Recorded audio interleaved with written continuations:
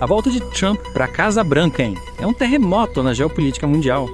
E vocês, claro, pediram pra gente mergulhar a fundo no impacto dessa vitória, principalmente nas guerras em andamento, né? Tipo a da Ucrânia, os conflitos no Oriente Médio. Uma análise sem dúvida complexa. A gente sabe, né? Trump é uma figura, digamos, imprevisível. E as ações dele, bom, podem ter consequências difíceis de prever, mas com base no que ele já falou, no que ele já fez no passado, a gente pode traçar alguns cenários, né? Tentar entender como esse tabuleiro geopolítico pode se reorganizar. Boa. E por onde a gente começa? Ucrânia. Ucrânia é central, né? Lembra da promessa de campanha, acabar com a guerra em 24 horas. É ousada, para dizer um mínimo. Total? Será que ele conseguiria cumprir? E que estratégia ele usaria para isso? Olha, é difícil imaginar um fim tão rápido assim, né? Para um conflito tão complexo. Mas a gente tem que lembrar, Trump já mostrou que é um mestre da negociação, capaz de romper protocolos, buscar acordos inesperados. Tipo o quê? Negociações com Putin. Uma retirada do apoio da OTAN. Ou alguma coisa completamente fora do radar. Qualquer uma dessas opções teria consequências sérias, né? Tanto para a Ucrânia quanto para o equilíbrio de poder global. É verdade. Imagina um cenário. Trump decide abandonar o apoio à Ucrânia em troca de concessões da Rússia, sei lá, na questão da energia. Influência na Síria. Isso poderia levar a um enfraquecimento da OTAN e a um aumento da influência russa na Europa Oriental. Perfeito, com certeza. Mas, ao contrário, ele usasse essa habilidade de negociação para intermediar um acordo de paz entre Rússia e Ucrânia. Possível. Ainda tivesse. Que envolvesse, sei lá, algum tipo de concessão territorial da Ucrânia. Sim, é uma possibilidade. Mas aí a gente esbarra em várias questões, né? A Ucrânia estaria disposta a ceder território em troca da paz. A Rússia aceitaria um acordo que não garantisse o controle total das regiões que já ocupa. Perguntas complexas. E as respostas, bem, dependem muito da postura do Trump, da capacidade dele de influenciar os líderes envolvidos no conflito. Falando em influência, a relação dele com Israel... Essa é fundamental. Netanyahu leva. Chamo ele de o melhor amigo que Israel já teve. Como essa relação pode moldar as políticas americanas no Oriente Médio, principalmente no conflito Israel-Palestina, né? Sem dúvida, a relação entre Trump e Netanyahu é chave para entendermos a postura americana no Oriente Médio. A gente viu no primeiro mandato dele, né? Medidas que beneficiaram Israel, reconhecimento de Jerusalém como capital, a transferência da embaixada americana para lá. Teve a tentativa de acordo de paz, né? Entre Israel e Palestina, que acabou não indo para frente. Exato. A proposta, que ficou conhecida como Acordo do Século, acabou sendo vista como muito favorável a Israel. Os palestinos rejeitaram, consideraram unilateral, prejudicial aos interesses deles. Com a volta do Trump, é bem possível que ele retome essa iniciativa, né, de promover um acordo de paz. Mas a questão é, ele vai estar disposto a pressionar Israel a fazer concessões para alcançar um acordo mais equilibrado. Essa é a grande questão, né? E a resposta, como você bem lembrou, depende muito dessa dinâmica entre Trump e Netanyahu. Se ele priorizar o interesse de Israel, acima de tudo, as chances de um acordo de paz justo e duradouro são mínimas. E essa postura pró-Israel pode gerar tensões com outros países do Oriente Médio, né? Principalmente com o Irã. Falando em Irã, a relação ao Irã já era tensa no primeiro mandato do Trump, né? Rompimento do acordo nuclear, sanções. Agora, com ele de volta, o que a gente pode esperar? Uma reaproximação. Uma escalada ainda maior do confronto. Difícil prever, mas o Trump sempre foi um crítico ferrenho do regime iraniano, né? E durante a campanha prometeu uma postura ainda mais dura. É possível que ele intensifique as sanções, busque isolar ainda mais o Irã. E essa escalada de tensões, né, pode ter consequências imprevisíveis para a região. O Irã tem muita influência do Oriente Médio. E não hesitem em usar essa influência para promover seus interesses, muitas vezes por meio de grupos armados que apoiam. E tem o programa nuclear iraniano, né? Que preocupa a comunidade internacional.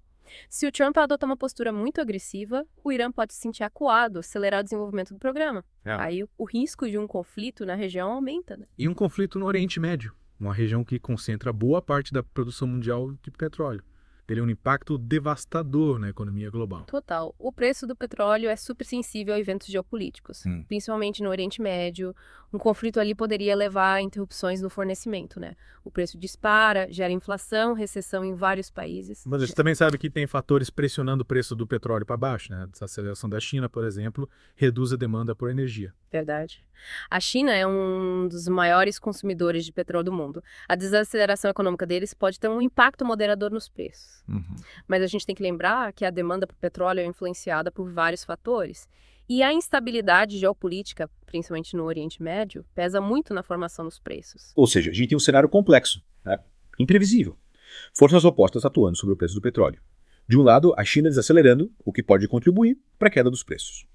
Do outro, a instabilidade geopolítica, intensificada pela volta do Trump, que pode empurrar os preços para cima. Um cabo de guerra. Qual lado vai prevalecer?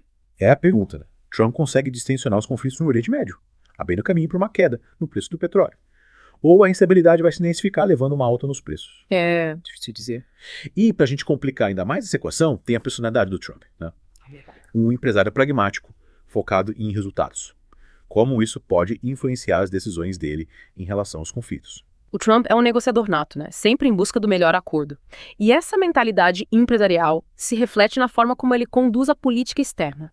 Ele quer evitar gastos excessivos com intervenções militares. Prioriza acordos que tragam benefícios econômicos para os EUA. Mas será que essa busca por resultados financeiros pode levar ele a pressionar aliados, tipo Israel, a fazer concessões para evitar maiores perdas? É possível. Ele já mostrou que não tem medo de usar a força econômica do EUA para pressionar outros países, para agirem de acordo com os interesses dele. Pode usar essa mesma tática para influenciar Israel no Oriente Médio, tentando evitar um conflito que prejudique os interesses americanos. E o Brasil? Como fica nessa história toda? Lembrando que no primeiro mandato ele impôs tarifas sobre o aço brasileiro, né? Gerou bastante tensão comercial. O Brasil, como grande exportador de commodities, é sensível às políticas comerciais do EUA e à postura protecionista do Trump, que visa proteger a indústria americana, né? Pode prejudicar as exportações brasileiras, gerar novos conflitos comerciais. E essa postura protecionista dele se encaixa nesse contexto de fragmentação da globalização.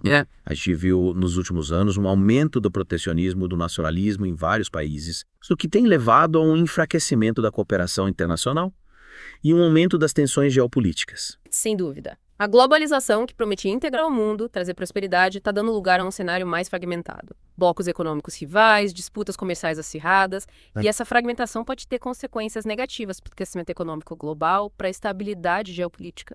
Então a volta do Trump intensifica essa tendência, né? Um desafio para o Brasil, para o mundo. Com certeza. O mundo está entrando numa nova era, marcada por incertezas, desafios complexos. A volta do Trump é um sinal de que a ordem global está em transformação. E o futuro? Bom, o futuro ainda é uma incógnita. Muita coisa para digerir, né? A volta do Trump coloca o mundo num liquidificador geopolítico. Mas, voltando um pouco para a Ucrânia, acho que ela é um ponto central nesse xadrez global. Sem dúvida. A promessa dele de acabar com a guerra em 24 horas, por mais improvável que pareça, levanta questões importantes. Sobre o papel dos EUA no conflito, as possíveis consequências de uma mudança drástica na política americana. Vamos imaginar por um instante que ele realmente consiga, por algum milagre diplomático, acabar com a guerra em 24 horas. Quais seriam as implicações para a Europa? Para o autor? Para o próprio equilíbrio de poder? Seria um terremoto, né? Geopolítico, no mínimo. A Europa, que já está fragilizada economicamente, dividida em relação à guerra, teria que lidar com as consequências de um acordo de paz, provavelmente imposto por ele, e, quem sabe, um acordo que não atenda aos interesses de todos os países. Sem falar no impacto na OTAN. Imagina a aliança militar ocidental unida em torno da Ucrânia. De repente, um acordo que pode ser visto como uma vitória para a Rússia. Que crise de confiança isso geraria entre os países membros? E a Rússia, por outro lado, saía fortalecida. Posição na Europa Oriental consolidada, influência global ampliada. Uma mudança radical no equilíbrio de poder global, com consequências imprevisíveis. Mas voltando para a realidade. A chance de Trump acabar com a guerra em 24 horas é quase zero. O mais provável é que ele busque reduzir o envolvimento americano, pressionando a Europa a assumir um papel mais ativo no apoio à Ucrânia. E essa pressão pode gerar tensões dentro da OTAN, aprofundar as divisões entre os países europeus. Uns, como a Polônia, os países bálticos, se sentem diretamente ameaçados pela Rússia, defendem um apoio incondicional à Ucrânia. Outros, tipo a Alemanha e a França, são mais cautelosos, temem uma escalada do conflito. Um dilema para a Europa, né? E a decisão de Trump de reduzir o apoio pode empurrar a Europa para uma encruzilhada. Aumentar o apoio arriscando uma escalada com a Rússia. Ou pressionar a Ucrânia a negociar, mesmo que isso signifique fazer concessões. E essa pressão por negociações pode levar a um acordo desfavorável para a Ucrânia, obrigada a ceder território em troca da paz. Uma vitória para o Putin, que conseguiria alcançar seus objetivos sem pagar um preço alto. E essa vitória dele na Ucrânia teria repercussões em outras partes do mundo, né? No Oriente Médio, por exemplo. Líderes autoritários, tipo Assad na Síria, Khamenei no Irã, se sentiriam encorajados a desafiar a ordem internacional, a perseguir seus próprios interesses sem medo de retaliação. É como um efeito dominó. A vitória de Putin cria um precedente perigoso, mostra que a força bruta pode prevalecer e que a comunidade internacional é incapaz de proteger os países mais fracos. E essa percepção de fraqueza pode levar a uma escalada de conflitos em várias regiões, com países se armando, se preparando para defender seus interesses sozinhos, sem depender de alianças. Um retorno à lei da selva, né?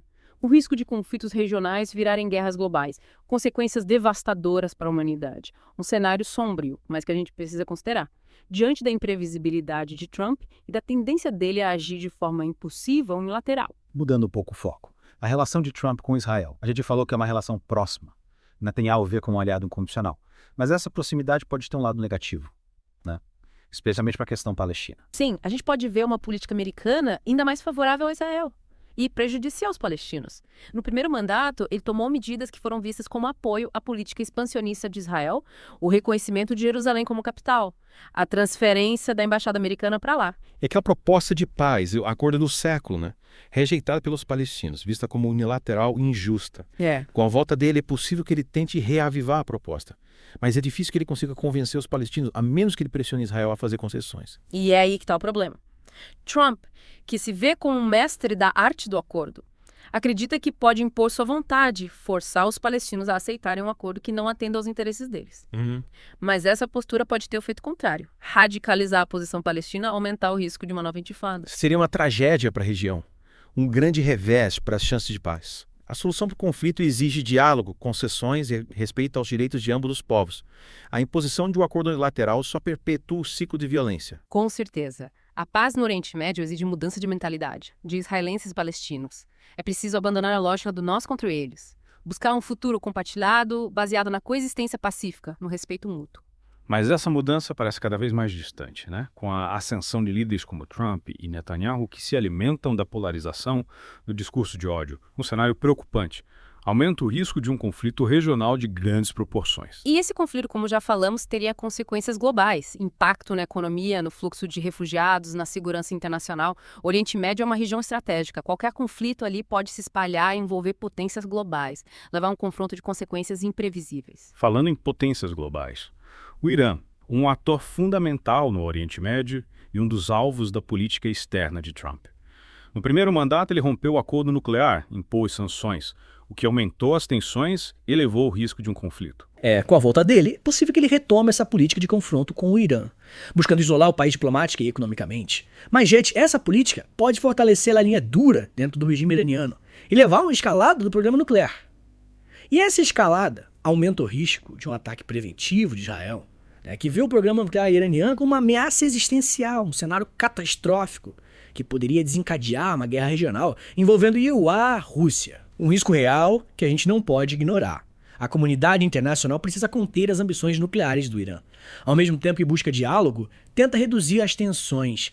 Mas essa tarefa fica mais difícil com a volta do Trump, que prefere o confronto à diplomacia. E nesse cenário de incertezas e tensões, o preço do petróleo, como a gente já discutiu, vira um termômetro da instabilidade global. Qualquer conflito no Oriente Médio, qualquer escalada entre UA e Irã, qualquer sinal de estabilidade na produção, pode haver uma disparada dos preços, consequências desastrosas para a economia global. Sem dúvida.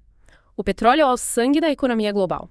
Qualquer interrupção no fluxo dele pode ter um impacto devastador. Inflação, recessão e instabilidade social.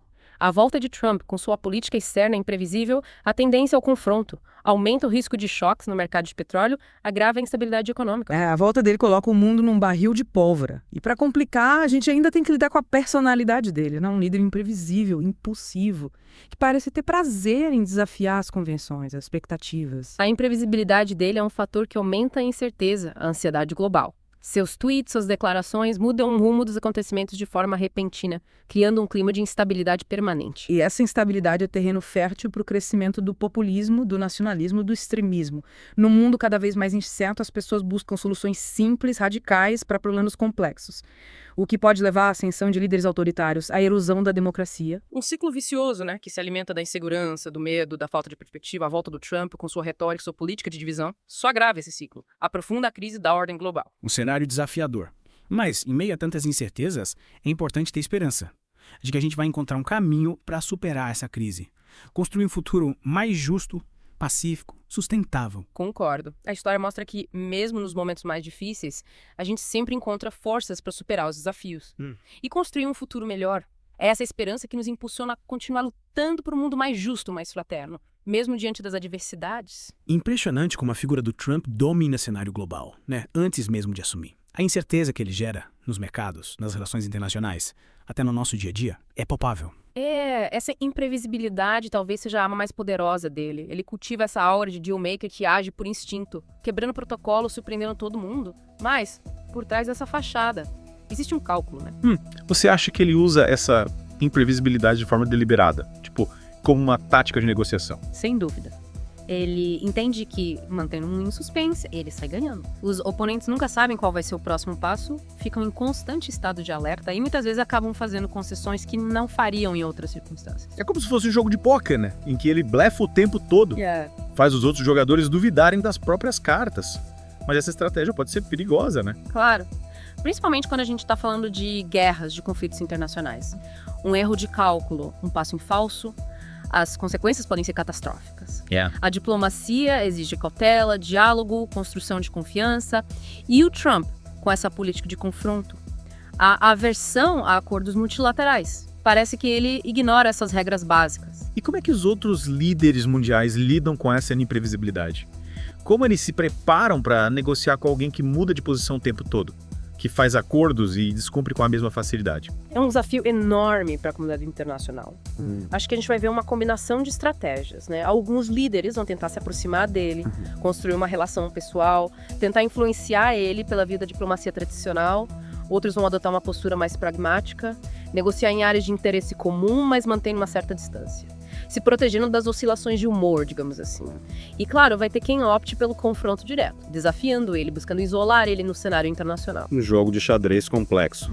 Peças se movendo em todas as direções.